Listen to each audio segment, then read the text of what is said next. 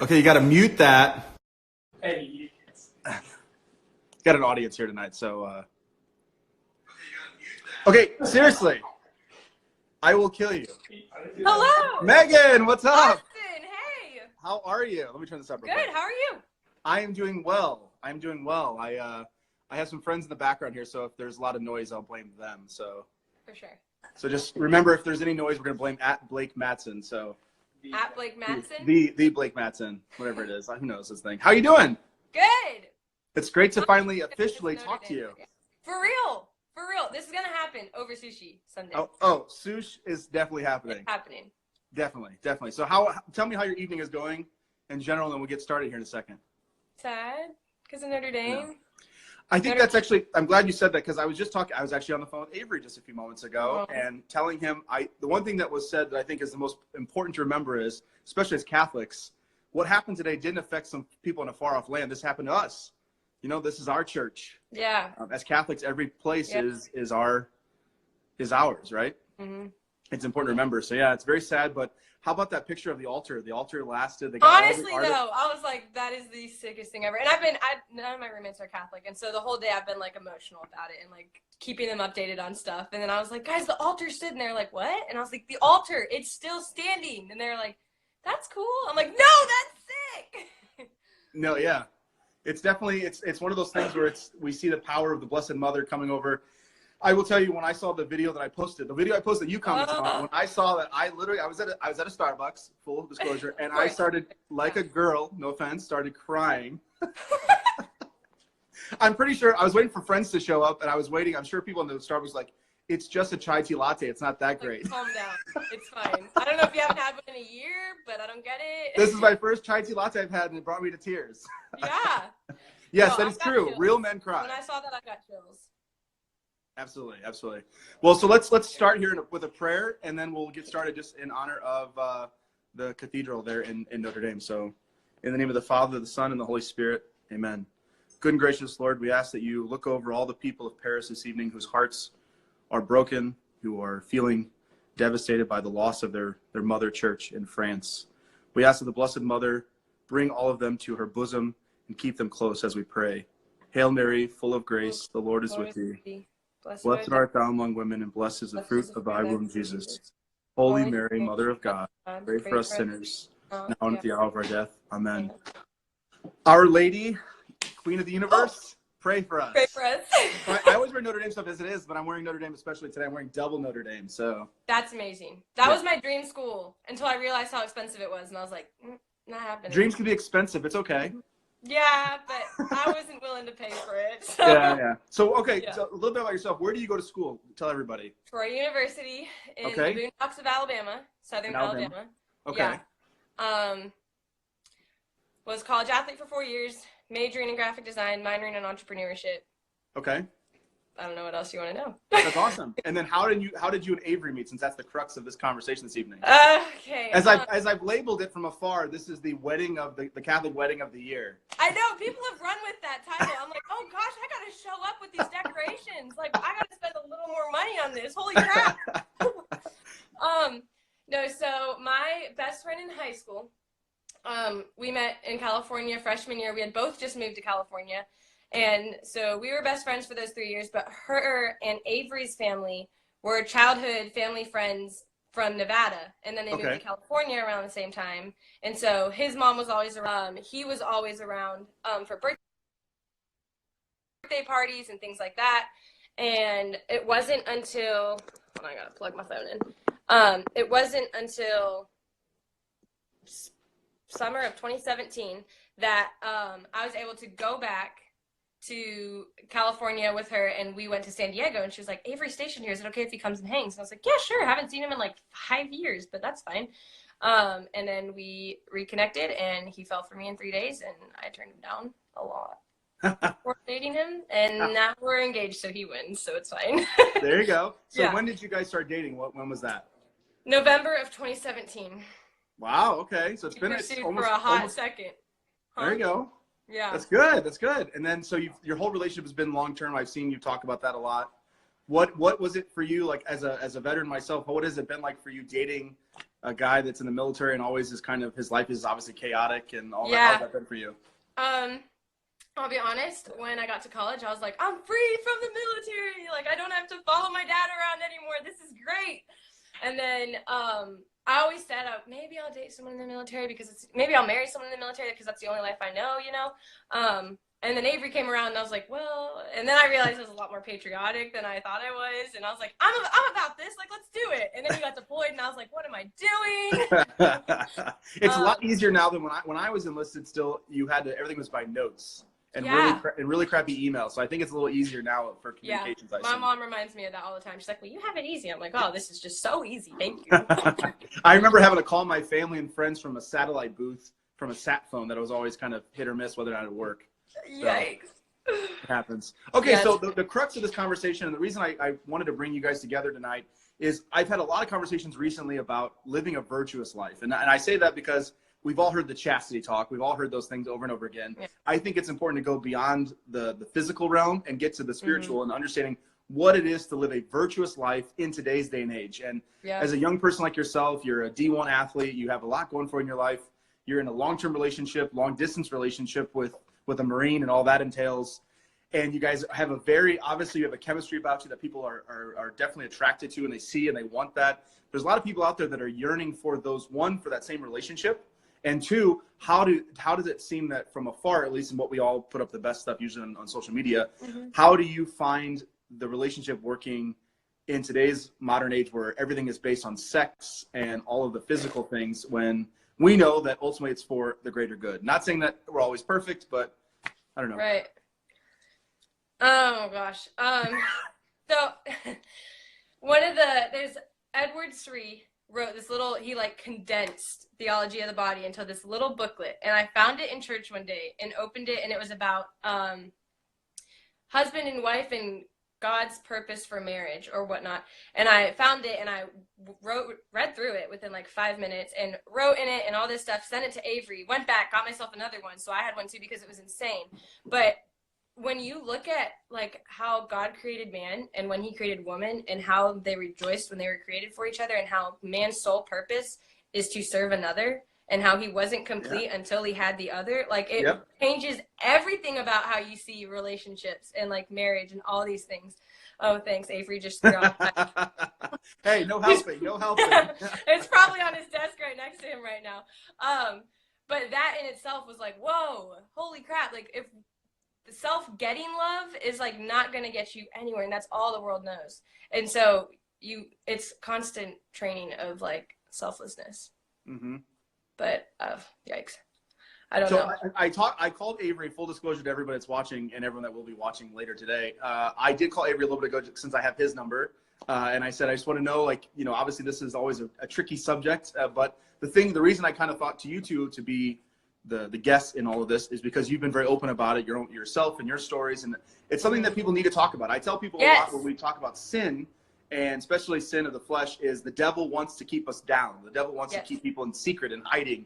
And the best thing we can do is be open about it and be honest about it and let the chains go, right? Yeah. So I guess my question for you, and please stop me if you think it's too far, but my question would be, you obviously have a very strong relationship with Avery. And one of the things that I hear from a lot of people, especially, is when it comes to long distance relationships, you have that physical connection and then you go apart for a long period of time, then you come back together again. I'm assuming that means the temptations are even crazier. Yes. Yes. Some days I'm really thankful for long distance because I'm like, yeah, we never see each other. This is great. Thank you, God. You knew what you were doing. And then we see each other and we're like, crap, dude. Like, what the frick?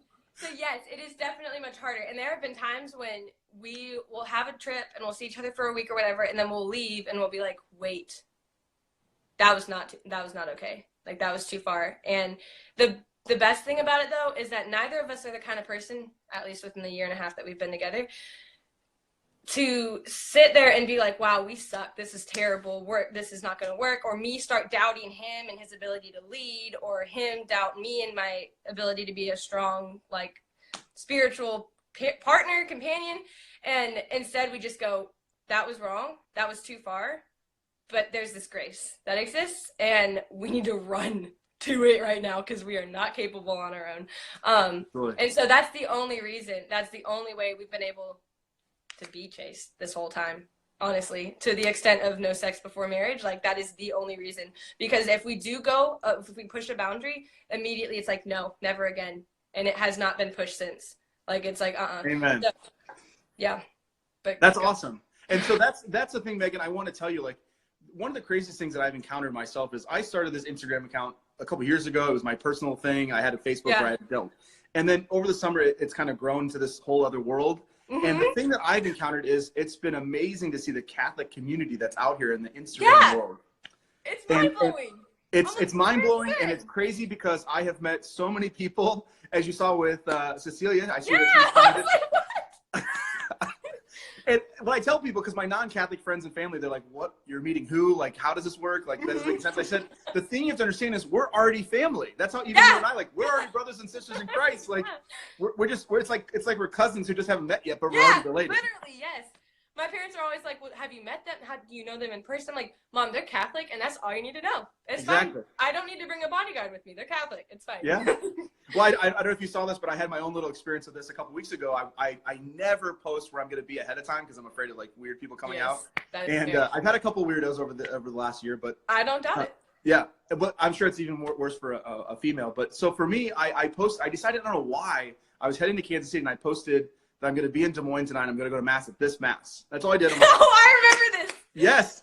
And then out of nowhere, this guy comes up. Brian just says I'm not weird. Out of nowhere at the end of Mass, I see this guy because the chapel was odd.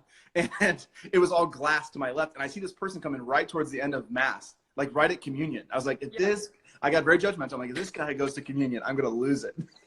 And he didn't. He stayed outside, and I'm like, so then I forgot about him. And as I'm leaving, I'm walking out of this church. I don't know anybody. And this guy comes up and goes, "Are you Austin?" I was kind of taken back by it. And long story short, if you follow this, we now 3 weeks later just got back from a trip to Europe together with him and his brother. That is so sick. I'm so here for that. That is so cool. It's one of those things. So, and Ryan's on here now, but Ryan, not today, Shane. Ryan and Drew have really touched my heart in a way that I was unexpecting throughout all this Instagram thing. And I've met a number of people. I've mentioned them before, Teddy and these guys that are just, I've met so many amazing people that I didn't know existed.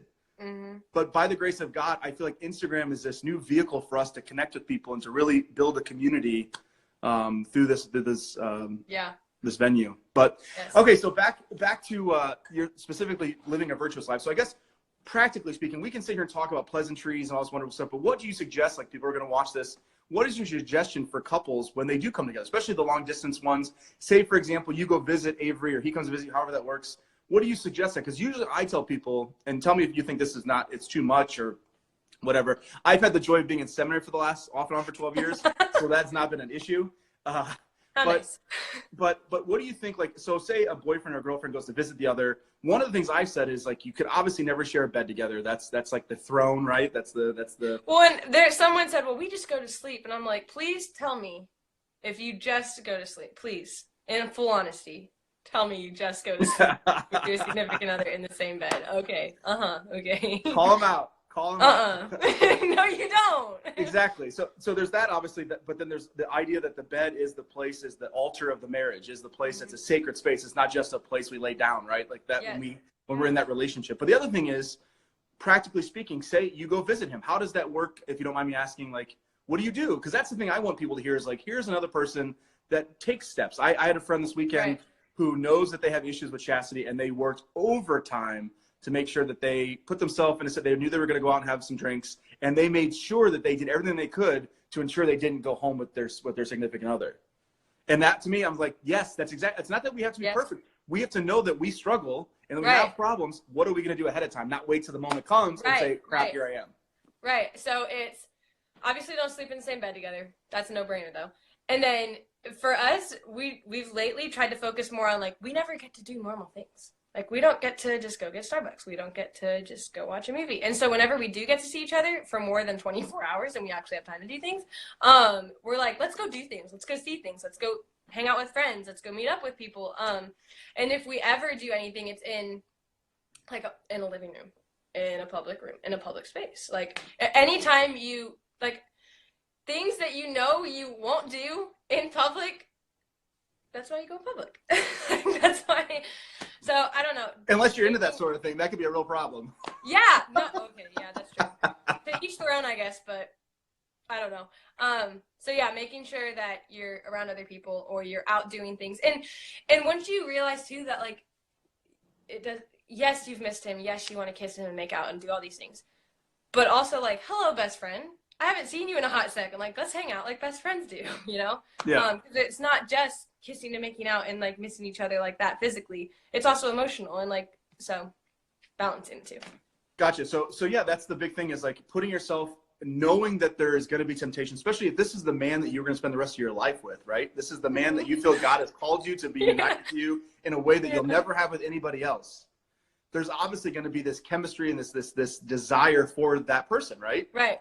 And so knowing that that's already there, Right. knowing that we're sinful people just unfortunately by our nature because of the fall, what can we do to make sure that that doesn't happen? I like that you said that you just don't do things in private. Well, yeah, and you also have to both be on the same page. So like both of us know like, okay, what is going to tempt the other person? What's not going to be okay? What can I not do that I normally do alone? Like when I'm not with this person, how do I respect them in that regard? Because it is so freaking hard knowing that like, okay, we're engaged now. Obviously we're going to get married. Like what the heck is going on? Yeah. We've talked because I'm obviously moving to San Diego after I graduate, and that'll be like a month until we're married, and we'll be 15 minutes apart from each other, and we've never had that before. So we've had multiple discussions leading up to this about what's a no-go, what's okay, what's like I always laugh when I say this, but someone told me once it's the 2 feet on the floor rule, where if your 2 feet are on the floor at all times, you can't possibly do anything wrong. Like if you're both sitting on a couch and both your feet stay on the floor, there's hard chances that you'll actually go farther than you're supposed to. Yeah. And so being so open in communication on like what you personally are struggling with temptation wise, especially like chastity and all that stuff.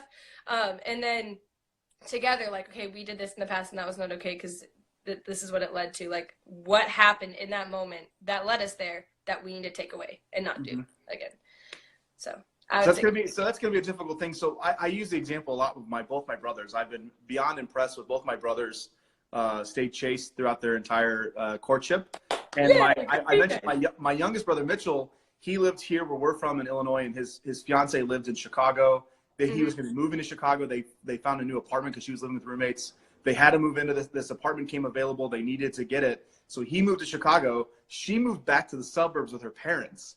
And he lived in their apartment that they're going to live in. This amazing apartment, looked over the river in Chicago, downtown. Dang, selfish. And for like 2 months, he lived there and she lived back home. And it was hard for her. And she now says, she goes, it was the greatest decision we ever made because we waited. Yeah.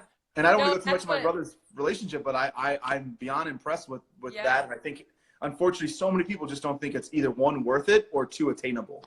Yeah, well, and that's what we've talked about too, because if we do see each other, it's typically on a weekend. It's the past few times it's been just one weekend. We see each other for 2 days, one night, maybe 2 nights, whatever. And we'll be in a hotel.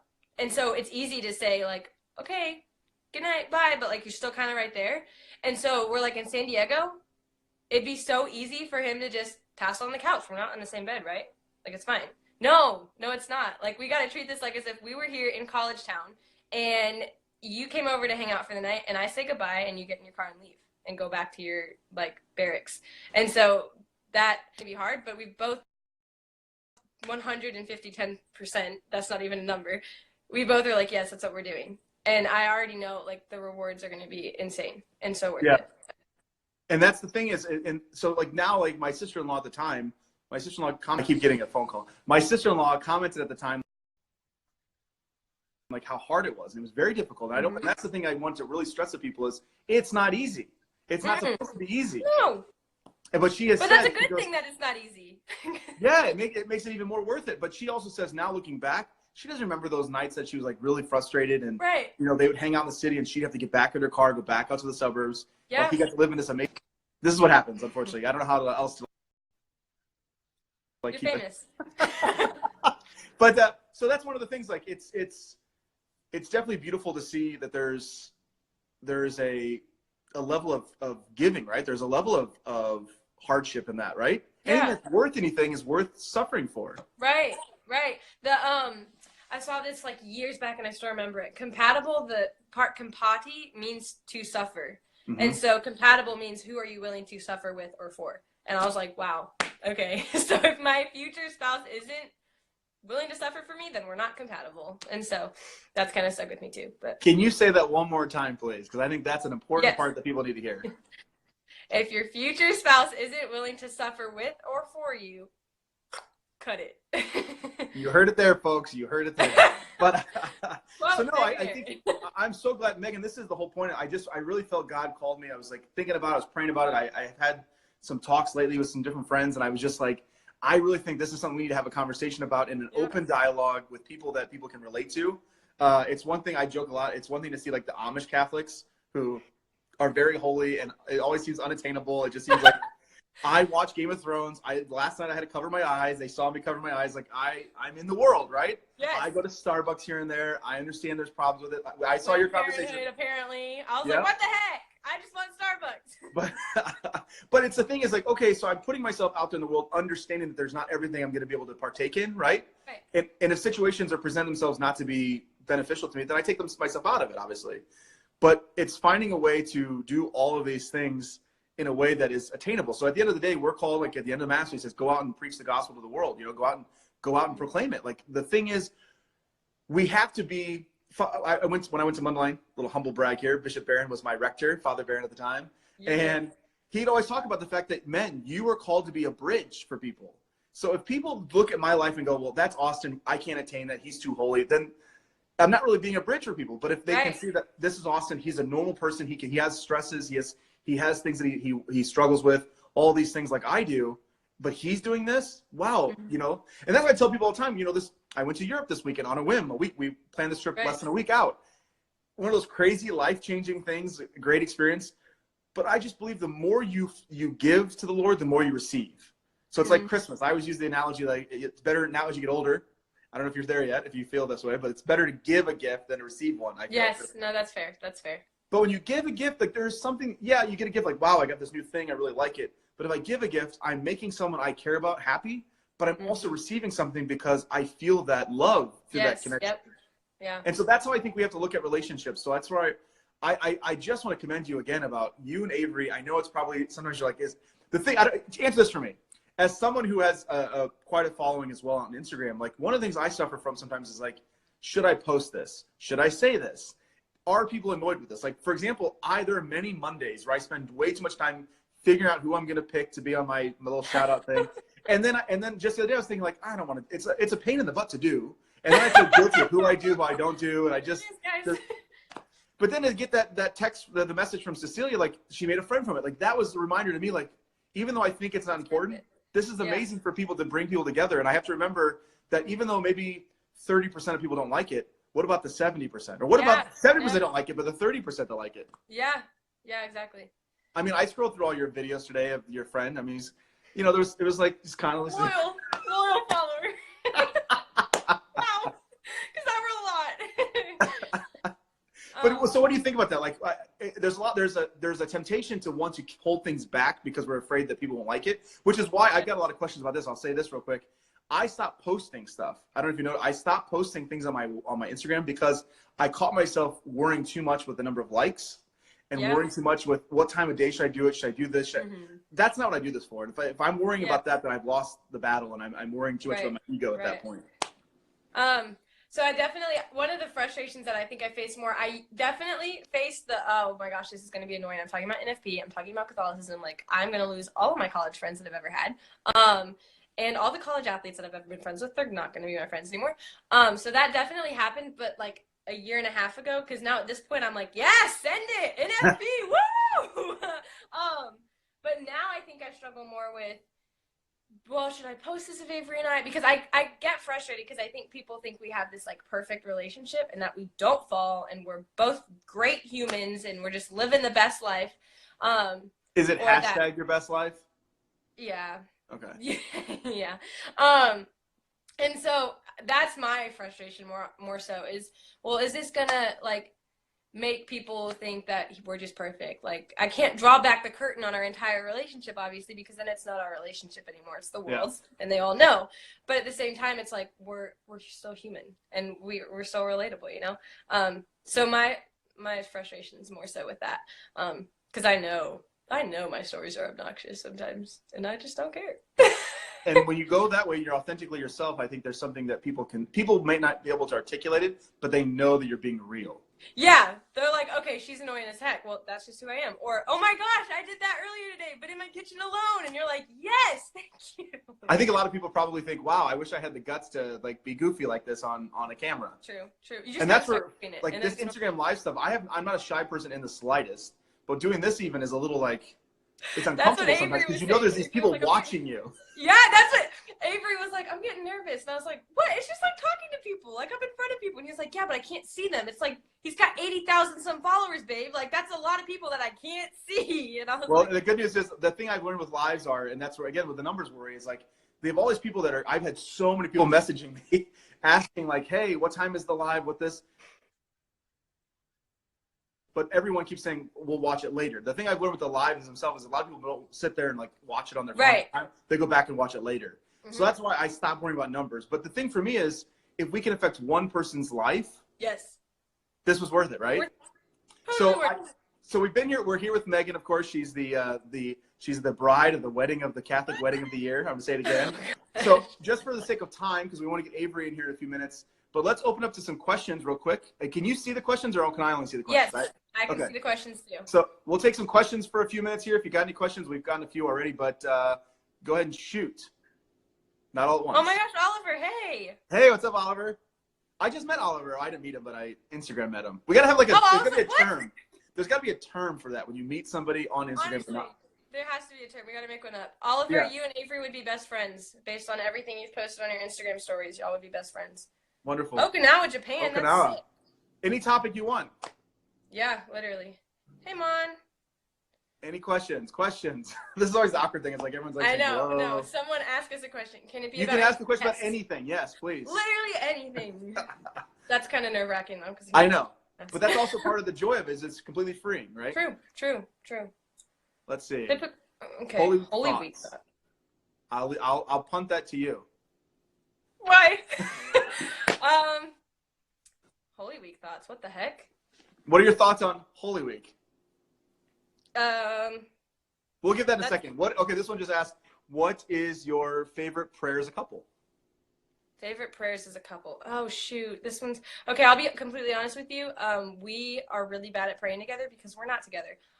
But we keep talking about how excited we are to be together to start praying. So I guess this is going to be really lame. But the meal or prayer before meals. Because we always make sure to say that whenever we are together. And you guys seem to like to eat a lot, so... No. Yeah, that is true. I literally just told Avery that over at FaceTime before this. I was like, what are you eating? He was like, well, you'd like to know. I said, I would. I like food. Okay, another question here is, let's see. Did you know you could fall for Avery when you met him before your engagement? Did I know I could I think, did you like fall for him like immediately before you got engaged? Oh, no. I did not fall for him immediately. I thought he's going to kill me for this. I thought he could be my brother. I thought he looked young, and I thought we were like the same size. I always joked because I was a college athlete. I had really big legs. And so I was like, if the guy has smaller legs than me, it's just not going to work. And I thought we were kind of the same. So I was like, I don't know. Then he hella grew up really quick out of nowhere. And immediately in November, December, I was like, holy crap, you're hot. Yes, I have fallen for you now. So it took a while. So you're saying he no longer has chicken legs, so he's okay. Right. Yeah. That's something a sergeant in the Marine Corps definitely doesn't want to hear, that they have the same legs as their girlfriend. He wasn't a sergeant then though. So okay. So he's got that red. He's got the red tag now, so it's a little more. Okay, let's see here. What's the best part of being engaged and Catholic? Theology of the body, NFP. I don't know. Those two have been awesome and so fun, especially to do together. It's really cool realizing that you're going to be together for life and like learning about these things and being excited about these things together and being intimate in that way together is really cool. Perfect. Favorite saint? My favorite saint is Saint Maria Goretti. She's on this. Are you freaking kidding me? I was just going to say, shut up. Okay, so. No, because I saw your story and I don't know if I slid up, but I was freaking out. So I was like, that's my girl. look like me, and I was like, wow, she's so cute, and she has curly blonde hair. I'm gonna start like getting like Maria Gretti, like this girl is like on my heart. Like so I don't want to get into it right now because I think someone's watching it that I'm helping get some things for. Long story. We'll talk about it when it happens. But let me just put it this way: there have been multiple things lately where Maria Goretti's been involved, and there's a friend that's been struggling with some stuff, and specifically with chastity and things like that, and just an awesome person. And I've gotten a few things for this person from Maria Goretti. And Catholic Armory contacted me, and I posted about, my friend struggling with this stuff. And he said, hey, I would love to send a chaplet to your friend. I said, that'd be amazing. That's cool. So he sent me a rosary. Actually, I have right here that he sent me this rosary. So funny story with this rosary real quick is I had another rosary that Rugged Rosaries had sent me, this amazing rosary, like a manly rosary. I loved it. And I was at Harrison Butker's house, and his rosary broke that to him. I get home that next day back to Illinois, and Catholic Armory had made me a new rosary that was in the mail. So Catholic Armory makes this chaplet for my friend. He sent me a picture of it because it's done. And in the picture is a quote from Maria Goretti. And I look closely, one of the medals is Maria Goretti. I'm like, are you freaking kidding me? They're like, I love her. She is amazing. She's awesome. I told this friend, I said that Maria Goretti is totally out to get him. She's going for him. So okay, let's do a couple more real quick just for the sake of time. Let's see here. So Erica Joe, that's my sister-in-law. She is a therapist. She says, what have you learned in marriage counseling? Oh gosh, I'm falling. Marriage counseling. We haven't done marriage counseling. But you've done the marriage prep, I assume, right? Those are starting in May. Okay. Because we want to be able to do those together if we can. We couldn't do NFP and marriage prep together, so we're doing NFP over distance, and then we'll do marriage prep together when I move out there. So have not started those yet, so I can't really give you an answer on that. Okay, and then let's see. Holy Week. Okay, so this person says Holy Week ideas to help improve Holy Week. Well, first of all, I would say the first thing is go to things. So it starts obviously with Holy Thursday, which is amazing. Good Friday is very touching, and if you only go to one mass this week, if you're only able to go to one mass, you have to at some point in your life go to the Easter Vigil, especially if you're Catholic. Yes, we go every year. It's my favorite. Exactly. Someone's asking if your wedding can be live. People keep asking this. I feel like I need to hire someone. Maybe I should take I don't know. Who wants to film it? They can come. Can we just talk for a second again? Can we go back real quick and just say Maria Goretti again? Maria Goretti. This woman. She's my favorite okay, Smarty. But I'm saying I'm watching my language because we're in public. But no, Smarty. There you go. No, it's like this young girl. For those who don't know,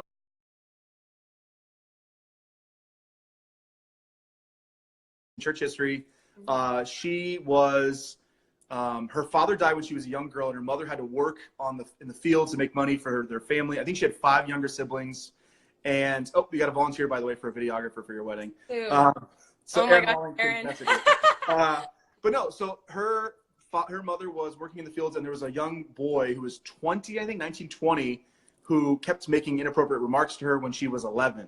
And he came up one day and tried to force himself on her when she was 11. She begged him not to because she wanted to remain chaste, obviously, and didn't want, obviously, that to happen. And he did not end up doing that completely, but in the process stabbed her multiple times, and she died the next day. And on her deathbed, she made the comment that I forgive him. Mm-hmm. And the most powerful part of the story, and if I cry on live, I'm going to kill you because I've never done that before. The most powerful part of this story was he went to prison, and in prison, he had a dream that she came down to him. There's a painting, I put it up the other day. The original is in the Shrine of Our Lady Guadalupe in La Crosse, Wisconsin. And he had a dream that she came to him and gave him a flower and said she forgave him. And fast forward many years later, when he was released from prison, he was there at her canonization with her mother. I literally am getting Yes, and hasn't he converted now too? And he had a full conversion. Yeah. He ended up I think becoming a religious brother. Yeah. Coolest thing ever. I love her. Oh my gosh. Yeah, her body is in her parish church, which has been rebuilt. But her parish church, it's right on the Mediterranean, outside of Rome. I got to see it this summer. They bring her body every once in a while to the United States, so she travels. She gets around a lot. She gets around still. But I'm telling you, this girl, all of a sudden, I mentioned to my friend the other day that this thing with Maria Goretti, and she's popping up everywhere. That's freaking cool. I love her. I just love her so much. She's my favorite. So last question I'm gonna have for you, and then we'll get Avery on here. So Yes. I see you guys are asking questions. So just so you know, Avery's gonna come on next. But the questions you've asked, a lot of them were answered earlier in the live, and so we'll have that available. I'll have it up for 24 hours. There are a lot of people that have asked that it stay up, so we'll do that afterwards. But my last question for you is: there are a lot of people that are dating non-Catholics out there. You yourself were dating a non-Catholic. How did that work? And he's now converting. He is. What do you have to say about that? God is. How do you navigate that? No, so when I was turning him down, the only reason ultimately was because he was not Catholic, and that was so important to me. But he kept sticking around, and everything about him was good, besides the fact that he wasn't Catholic. And I was like, he's God-fearing, he's faithful, and if that is so important to me, and God knows it, and if it's so important to God, then he will it. Like, he is capable of so much. And so I was like, well, what if I just say yes to dating him? And the minute I did, I like felt more peace than I ever had in my life. I took my foot off the gas pedal of like, convert this man if you want to date him. And I stopped shoving catechism in his face and all of this stuff. And slowly but surely, he's texting me and he's like, we'll have conversations. He would have questions about it, and they wouldn't be arguments anymore, because at this point I'm like, he's Christian, and that's what he is. And maybe that's what he's supposed to be, and maybe this will work out. Maybe he'll convert, who knows? But it's not in my power or authority anymore. And slowly but surely, he is texting me. He's like, hey, I just bought a catechism. And I'm like, what? What do you mean you bought a catechism? No Catholic just picks up a catechism. So what do you mean?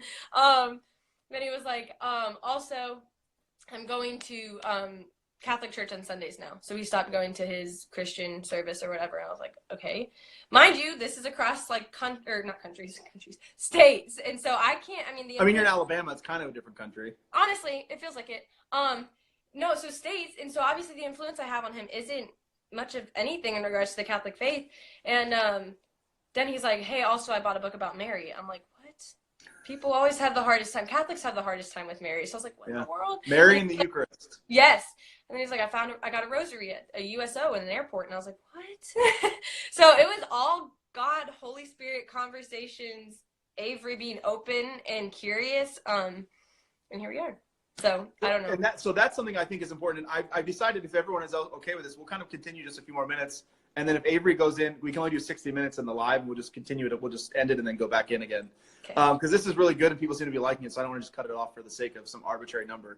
But one of the things that I have seen is there was a push in previous generations where if someone wanted to marry Catholic, there was a big push. It was obviously the church really wanted you to and sometimes required it. But that a lot of times, unfortunately, those marriages, the conversion was more just out of a necessity, not because out of a desire. Right. So I'm glad you talked about the fact that you stopped pushing it. And that's something that I'm glad. Yeah. Because that wasn't making either of us happy. So. Yeah. But it's also, but do you think in the beginning that it really caused a lot of stress in your relationship, or? It did before we started dating. Because at the beginning, when he was pursuing me and I was pushing back and holding back, there was a lot of stress and a constant, like, what do I do? How do I feel? What do I think? He's not Catholic. That conversation just didn't go well. What's going on? I literally asked him so this is the little details of what happened, and they're actually very cool, and I 100% think they're God moments. He was flying to Australia, and so I hadn't talked to him since he had left Troy, Alabama. He came to visit me. We're not dating. I was freaking out because I was like, what, dude just flies to a different state to hang out with a girl that he's not dating? And so he left, and I said, listen, I felt like I had to give him an answer right away, and I said, we can't date. We're not going to date. And he was like, what the heck? Okay. I just flew to Troy, Alabama. Right. And so then he's getting on a plane to Australia, and I hadn't really told him anything since, but I missed him. And I was like, crap, is this just me like being like, oh, I miss him? Or do I like actually miss him? So I was like, hey, I have a feeling like I want to tell you something, but I want to wait till the end of the day to make sure it's not just fleeting. And he was like, okay. So he's on this plane to Australia thinking he's going to have some text when he gets off, right? Because it'll have been hours. He gets off the plane, and the text he gets from me is, hey, can I have another 24 hours? No talking to you. And he's like, what the heck? But he didn't respond, what the heck? He said, sure, spend as much time with God as you need to. And I was like, how are you not frustrated with me, dude? Like, I'd be pissed right now. And he said, because I love you, and love begins where effortlessness ends. And I was like, crap, okay. So then the next 24 hours, I went to the church and just sat and prayed and journaled. And it was the first time that I paid any attention to the stained glass windows. I was directly across, so on the far left side of the church, I look across, and there's a stained glass window of Mary kneeling, saying yes to the angel. I was like, wow. Nothing she was doing made sense. I've known this guy we've hung out for, 8 days? Like, he's in California. I'm here. He's not Catholic. I don't know what's going on. But everything about him is great, besides these unknowns. It's like, well, what if I just say yes? Maybe then I'll be at peace. Like, who knows? So then that night I called him and said, hey, I like you more than a friend. And he was like, wait, does that mean like you want to date me? And I was like, yes. And right when I said that yes, it was like, oh, it was so simple. Like, that was it. That's all I had to do. And since then, it's literally been so simple.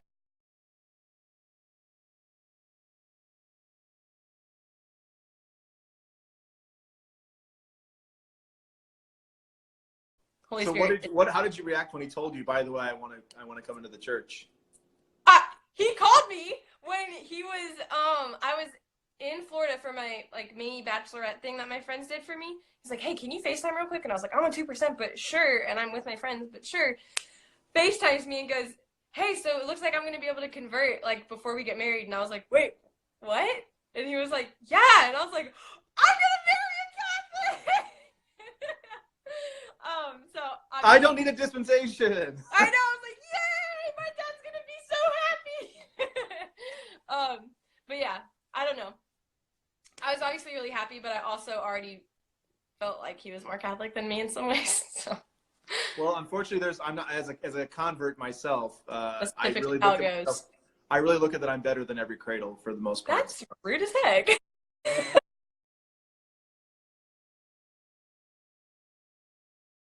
As Avery even mentioned when we talked on the phone earlier, what does Ben Shapiro say? Truth, or what is it? Facts don't care about your feelings. Yes. Hey. Well, okay. So I have a couple last questions for you, just for myself. Here with me tonight. This is amazing. I think we're going to have hopefully a lot of people that are going to be affected by this in great ways. And the thing that's crazy is you'll get responses from people around the world. That's the thing that's crazy about Instagram, is like around the world. The first Instagram live I did, we had a girl from Iraq who stayed awake just to get on.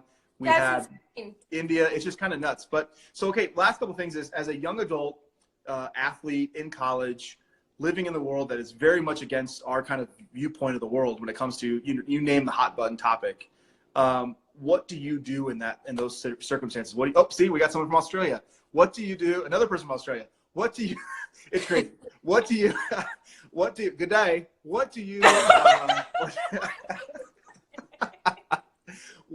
How do you get through that? Like, you're living on a college campus. Obviously you're in the Bible Belt in Alabama, but like, I'm assuming you're still dealing with kind of struggles of, you name the social hot button issue. Oh. How do you navigate that? Honestly, I'm now known as, like, when people hear NFP, like my friends and stuff, they're like, oh my gosh, here she goes. Like, here it goes.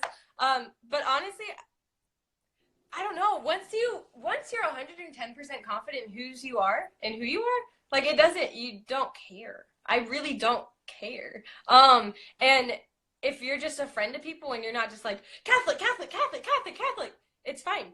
You're still humans. You're still friends. You both still listen to Drake from time to time. Like, we can still hang. Like, it's not a big deal.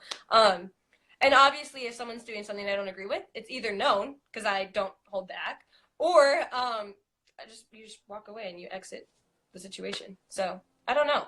To me, it's not something that I struggle with. So do you think it's one of those things? One of the things I've tried to push on my friends and people in my life is, it's this concept of, we need to stop being afraid of like offending people and just being authentic Catholics, just being authentically Catholic, showing that joy, showing those things that people they'll see that and they'll want that in their life. Exactly. That's literally it. Hello. This is my, no, you can come in. You already. Yeah, who else is there? Come on. By the way, everyone that was here with me left, so I'm like, hey, she's the star in all the videos today. He watched all the stories for your birthday today. Sorry. I was very bored. He was very bored. And he's very loyal. He's a very loyal follower. I am a loyal follower. By the way, we got people from Ireland, Iowa, Brazil, Australia. Yeah, that's cool as heck. Yeah. Brazil. Bye, everyone. Bye. Bye. Happy birthday, whenever that Thank was. you. Yesterday, right? I don't remember what you were asking. Oh, not offending people. Yeah. Honestly. Okay. Because I'm so sick of that. I'm so sick. And it's like, well, just say it. Just say it or don't say it. And like, I don't know. Unapologetically Catholic, that really can have, That's, I think it just brings out joy in people. And the other thing is, I guess the suggestion I would make to anybody, and I don't know if you have had that there, I'm assuming you have, is build a community for yourself. Find people that you can relate to. Yep. Who I don't think it's good for us. We're not called to be living in a bubble where we're just around like-minded Catholics. I agree. But we have to have a group of people that support us and love us so that we can then go out into the world. It's not helpful for us just to surround ourselves. So last thing I want to ask you is something that I've talked a lot about these last couple of days with some friends is we see so much in the world, and I kind of alluded to when I said the thing about Game of Thrones, and I kind of posted about that the other day, that new song by, it's not, I guess not that new anymore, by the Chainsmokers, Beaches. Oh. That song is very catchy. Where do you think, especially if someone is struggling with chastity, someone is struggling with virtue and living a virtuous life, where do you think that line is for you, where I can watch something and kind of, shield my eyes or things I shouldn't be watching, or listen to a song that's obviously very much about sex, and like that song is very provocative, but it's got really darn good beats. So hopefully the Bosco beats out there, if Steve's listening, he can do something similar to that so we don't have to listen to stuff about, all that. So what do you do? What do you suggest in that particular area? For me, it's more of a watching. So what mode, because I go into different modes. Like if I'm super dressed up and preppy, I automatically think I should be in downtown New York. Like it's like what kind of mode does it put you in? Like listening to, I'm trying to think, like Kevin Gates used to make me go, oh yeah, I'm so bad and I'm ready to go out with my friends and show everyone I'm an athlete. Like it just put me into this like terrible mode of like pride and vanity. And so if it does that to you, then obviously it's something you need to distance yourself from, or fill yourself with some more Hillsong or something. And so that was kind of the wane. So now at this point, I can listen to a Kevin Gates song and not be like, oh yeah, wow, I'm just so tough and stuff. Like this is great. Oh, I'm gonna roll my windows down. That's what we're doing. You don't look very tough, but that's okay. Okay. I can still think it. It still puts me in that mode. So I don't know. For me, it's more so movies and videos and TV shows and Netflix. I ranted about it once on my story because I was like, what the heck is this trash? And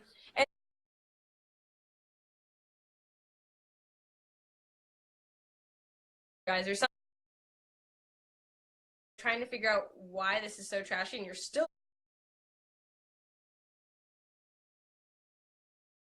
For me, because I'm such a visual person, it's more so watching what I watch versus what I listen to. Because I can listen to songs and not say all the words and change my lifestyle to that song. Gotcha. Yeah. Well, that's good. So, okay, perfect. Well, so any other last things you want to say? So what we're going to do, I just thought about this. So we got 12 minutes left in this live session because we only do an hour. So I think for the sake of time, I'm actually glad we talked this on. This is great. I am too. Avery's going to kill me. For everyone watching, what we're going to do is when we end this with Megan, what we'll do is we'll stop it and then restart it again. That way we start the clock again. But Megan, you've got a couple more seconds or whatever you need time-wise. What do you want to relay to the world, literally, on what it is to live a virtuous life in this day and age as a young adult with so much to offer the world? No pressure. Huh? No pressure. I know, really. Bottom line, Cecilia and I have talked about this before, and I've found it in all of my relationships to be the exact same way. If you are not, in friendships and like dating relationships, if you're both not on the same page, then someone's always going to be hurt or feeling like they're doing more or feeling, I don't know, just someone's always going to be let down. There's always going to be a teeter-totter of it unless you are 110% on the same page. And the only way you can be on the same page is through constant and clear communication. So if those two things don't exist, then don't come running and asking why, like what to do or say to someone when they hurt you. Like you need to have that conversation with them and be clear and concise and all that stuff. And then I'm really excited to hear what Avery has to say because he never does these. I love this because now you guys, you're going to be on the other side now. You're going to be on the other side. Because Avery, I've seen all of his comments. I'm sure you have too. All of his little. He's very proud. I'm excited to see what he says here. I'm excited to see what he says. Okay. I want to hang up now so that I can see what he says. Yes. Okay. So everyone, you've been listening to, I've been here with Megan. She is, like I said, she's the bride-to-be of the most Catholic wedding of the year. No pressure. We'll have to go back. There was a young lady that said she'd be willing to, she would do your live video for you. So just DM Megs. And so that way you can maybe set that up. It's okay. We're just going to start calling you Megan Merkel or whatever her name is. And just, there you go. No, stop. That's an even higher standard. Don't do that. No pressure. Well, Yeah. hey, Megan, it is a true delight. This has been amazing. Yeah.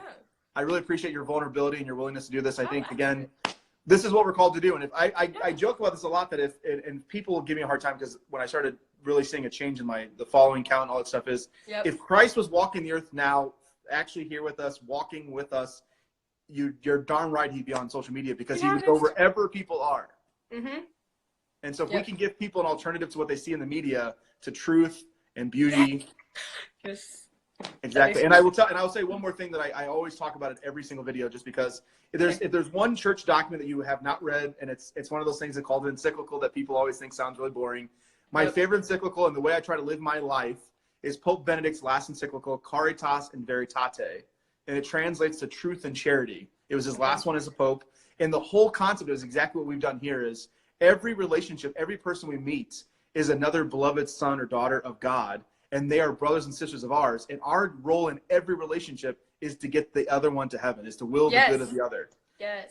If we live our life according to that, and we look at every person in our life, whether it be the boyfriend, girlfriend, husband, wife, friend, homeless person on the street, if we look at every single person in that light, the world is going to be a much better place. Yeah. Truth. Preach. Truth. Okay, thank you. So everyone, again, we're going to get off here for a second. I'll save this for 24 hours. I think that's how long it gets. And then we'll come right back on with Avery. Megan, thank you so much. God bless you. God bless. Bye. Bye. We're gonna